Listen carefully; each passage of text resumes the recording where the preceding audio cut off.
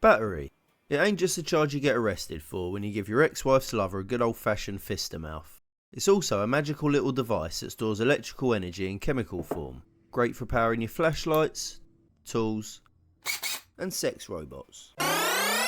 But not so great for the environment. That's why, today, we're unboxing and reviewing a pack of 30 pneumatic Henry Hoover bags. Oh, my girlfriend's been using my Amazon account again. What we're actually reviewing is XTAR VX4 battery charger.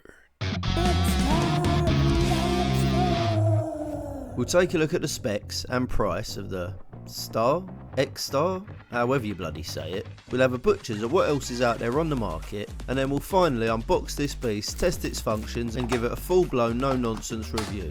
We'll use a standard charging function, the capacity tester, and we'll even find out if it's any good at reviving those old dead lightning sticks that just refuse to take a charge no matter how much you swear at them. So if you're batty about batteries, firstly, find a normal hobby, and secondly, stick around while I use the XTAR VX4 to pump these little lithium loved ones with as much lightning juice as they can take.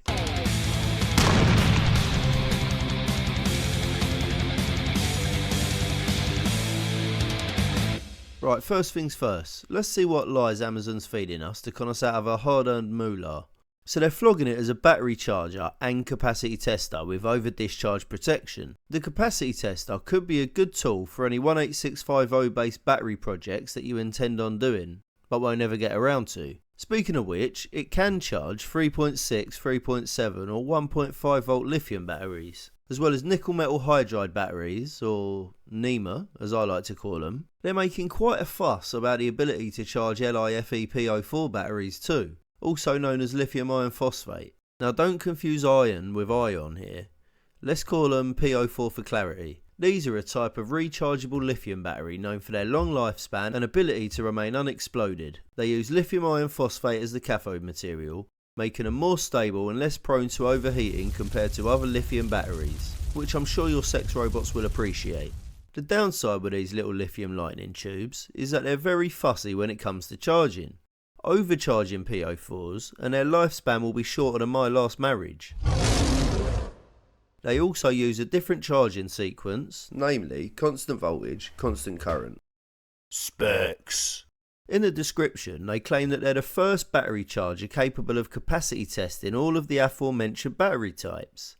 That's about as believable as Rachel Reeves' CV. Well, I think it's one interview. I worked at the Bank of England for 6 years. Anyway, the next point is basically the generic waffle that it can distinguish between battery types. It's got manual current selection. I guess that's to trickle charge batteries that are as overused as my coffee machine. Shane.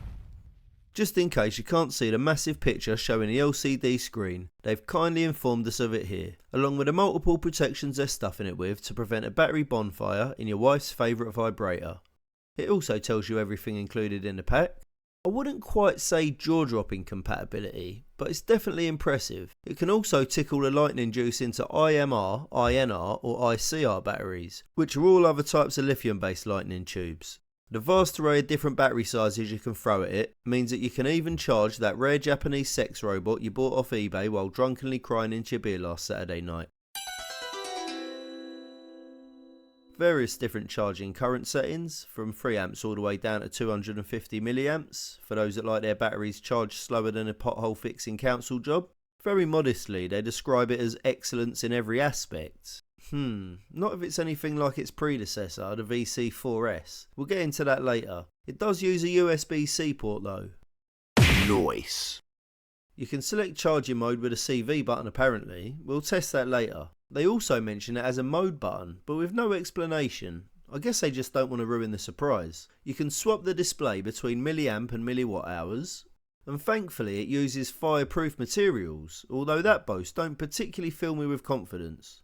Judging from the language used in the description, I think we can definitely say this is a Chinese brand. Let's have a look at a couple of other chargers it's competing with. Comparisons.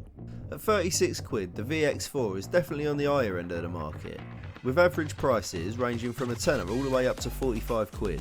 On the cheaper end of the scale, you got this weirdly named Panasonic charger, which can only power pump AA or AAA nickel batteries. It's got a marathon charging time of 10 hours, and it decides it's completed the charging sequence by using a 10-hour timer, probably as accurate as an hourglass. It also boasts 6 mysterious safety features, one of which I'm guessing is a fire extinguisher. On the plus side, it does use a USB cable. On the other end of the spectrum, you got this 8-barreled beast, another offering from XTAR, the VC8. It has slightly fewer functions than the VX4 and doesn't use a USB-C port, but on the plus side it can hold enough batteries to power your portable love machine.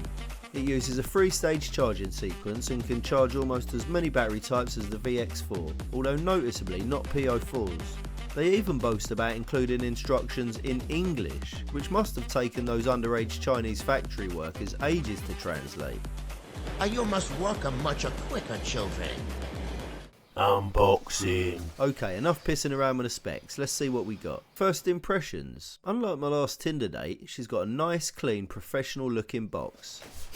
Smells a bit better than my last Tinder date's box too. On the back it has a list of a vast array of batteries it'll accept into its tender loving care. AAA all the way up to D size. Looks like you can choose the charging current with 3.7 volts and PO4s, but the 1.5 lithium-ion and nickel batteries only charge at a max of 500 milliamps. What's this? Drawstring bag? They didn't mention a carry case on Amazon. Nice description of the functions. Reckons it can rejuvenate particularly low voltage batteries, presumably with a trickle charge function, or threats of violence. Let's see what she's packing. First out of the box, they've included a spare phone charger, the USB-C plug. Nice.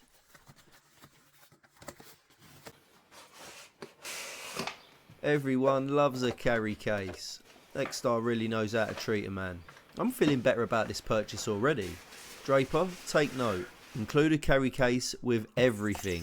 Let's open her sleeve up and see what we got. The actual charger. The highly important instructions. Let's file them away neatly in the bin. The USB-C cable. Lovely. And lastly, a gentle reminder that their underage Chinese factory staff need to work on their translations just a little bit harder. You must work harder, children. Quality and innovation. Well, to be fair, underage Chinese factory workers just make things better sometimes. I mean, look at all the battery porn they've included. The charger itself feels like pretty good quality, to be honest. You can really feel the ABS fireproofness of its construction. Oh, this is pretty cool. It's got an anti-fake check QR code. So scratch it off like it's an itchy nut and use your camera to follow the link and put the security code into the interwebs to see if you just got ripped off by another Amazon seller. Okay, good to know it's not quite as fake as Labour's pre-election manifesto. On taxes, I want taxes to come down for working people. Inspecting her sleek body, she's got that rugged 80s retro vibe, with bold chunky square corners, a real manly charger. If, like me, you accidentally filed the instructions away in the bin and used the box's barbecue firelighters, she's got all the different battery types embossed on her rear end. I do love a girl with an arse tattoo. In the interest of full disclosure, I already bought an XTAR battery charger a couple of years ago, the VC4S. It features a very temperamental micro USB port, which actually works very well, about 1% of the time. The screen on the VC4S is now deader than my last marriage, and as I'm a glutton for punishment, also a bit like my last marriage, I bought the VX4 to see if their newer models fail equally as well as their older ones. Next to the VC4S, the newer VX4 makes the VC4S look impotent in comparison. This bad boy is longer. That's what she said. Wider. That's what he said. It can hold bigger batteries, and it's got more buttons. It's basically the VC4S on Viagra. Let's stick with some lightning juice. Okay, well the screen's brighter than the luminescence of 1,000 suns. Let's hope it stays that way. VC4S. Charging function. Time to get her really excited by giving her nubs a little flick. Single clicking the left hand side button, CV, switches the charging current from 250 all the way up to 3000 milliamps. This setting is for lithium only, and it will only charge one 3.7 volt lithium battery at 3 amps. If you're charging two of them, that will drop down to 2 amps each. Holding down the CV button will switch to the lithium phosphate charging cycle. As if sensing your stupidity, it won't charge nickel batteries on this setting, and if you accidentally chuck in a lithium-ion, it will probably say full pretty quickly due to the higher voltage. Single clicking the mode button switches a display between the amount of current she's pumping into the batteries, shown in milliamps, and how many amp hours the battery has taken in total.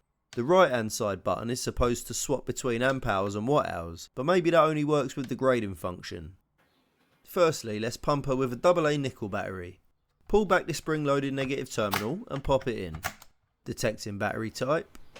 Nice. This little strumpet really knows her nickel from her lithium. The screen showing the correct battery type, the real-time battery voltage and the charging current.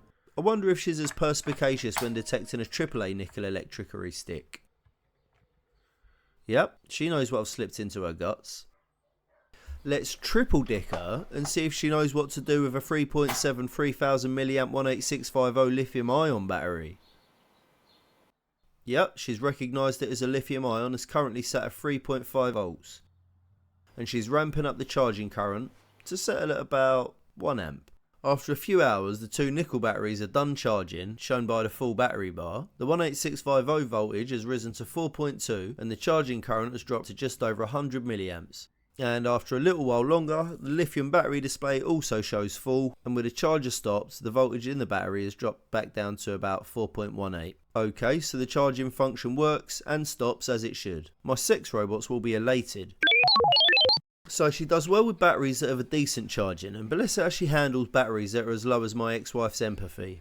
Reviving a dead battery. These lithium-ion 164307 batteries have been in my least favourite sex robot for the last 2 years. She was sat in the corner devoid of life, and when I plugged her back in, she just wouldn't take a charge. So let's see how the VX4 fares with these depleted pleasure sticks.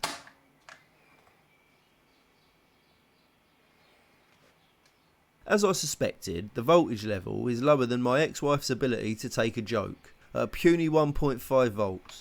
The ridiculously low voltage also seems to have confused her, and she thinks they're nickel-based batteries. She can sense the low voltage though, and is trickling that lightning juice into her at a rate of 150 milliamps. Battery number 2's voltage is a touch higher, and she recognises it as a lithium-ion immediately. After a few seconds of the same low charging current, the battery voltage increases to above 3 volts. She then ramps up the charging current to about 2 amps, which is correct to the back of the box. She also begins to increase the charging current in battery number 1 as the voltage rises. The VX4 has now recognised battery number 1 as a lithium-ion, but the charging current still appears to be limited to about 250 milliamps. Battery number 2 was fully charged in about 3 or 4 hours. However, battery 1 just wouldn't take a high current charge at all, and sat at 250 milliamps for most of the charging cycle. The charging current should have been at about 2 amps. After about 7 hours, as the voltage was topping out, the charging current reduced, and it did complete the charging cycle, with the voltage dropping back to about 4.17 when the charger stopped. Capacity tester. Time for the highly anticipated capacity test on some pretty well depleted 18650s that I pulled out of an old hammer machine. When new, these could hold about 3 amp hours. That's 3000 milliamp hours for the special kids. Let's find out how much their capacity is reduced over time. Slip a few lightning sticks into her and let her do her thing. The capacity testing function is selected by holding down the mode button until the display switches from charged to grading. The first stage of the capacity testing cycle is to charge the batteries until they're rammed to the brim full of lightning juice. In this stage of the test, the VX4 won't show charging current. Instead, the display will show the letters CHG and the battery icon bars will begin to fill up. Once the batteries are full, the charger will then deplete the batteries and the battery icon bars will show the charge level reducing. This stage is where it measures how much lightning juice the battery has. The amount of juice it's pumped out will be displayed in amp hours on the display. After the VX4 has filled up and depleted each battery, the display will show the amount of juice they can still hold, allowing you to mark up the batteries for use in your next sex robot project. Before we look at the stats, as usual there's a link to all the products featured in this episode and even a few more in the word box below. Help a Ross brother out by using it to buy some batteries for your wife's rampant rabbit. Pros. Well, it actually charged the batteries, which is always a good thing with battery chargers. It detected the different battery types. It did rejuvenate a dead battery by tickle charging it. Yeah, tickle charging it. The display's big and bright, for now. VC4S. It did a great job of testing the capacity of 4 old 18650 lightning tubes. It's powered by USB-C. Everyone loves versatility. They even include a carry case. What more can you ask? Cons. It did have a bit of trouble with holding some of the AA lightning tubes. Maybe a design improvement is needed for that one. Well, for me, 37 quid is a bit steep. I could buy 3 fire extinguishers for that. It's lightweight but large volume makes it feel a little bit cheap. Reliability. XTAR, if the screen dies, I'm making a warranty claim this time. Don't make me feel stupid for trusting you again. Summary. All in all, this is a great little charger for the price. Under 40 quid and it can charge almost any battery any normal person would have any vibrator for. I mean any use for. What could be mistaken for one of the 1,000 badly made, cheap and crappy Chinese Amazon offerings, the anti-fake check QR code surely shows they're the daddies of the rechargeable battery market. To be honest, I'm a bit confused as to whether XTAR is a crappy good brand or a good crappy brand. Let me know in the comments what your insightful ponderings on the subject are. Be just like me and get one from the link in the word box below, and get a good set of batteries too. Go on, do it. Your sex robot is looking tired. Well, you lovely geezers, as usual, link to the products featured in the episode in the word box below. If you found that review helpful, ridiculous, or even slightly entertaining, charge that like button, capacity tester subscription button, share it with your favourite sex robot, like and subscribe, and stay tuned for the next instalment of Fixing Rusty Stuff, Tools for Men.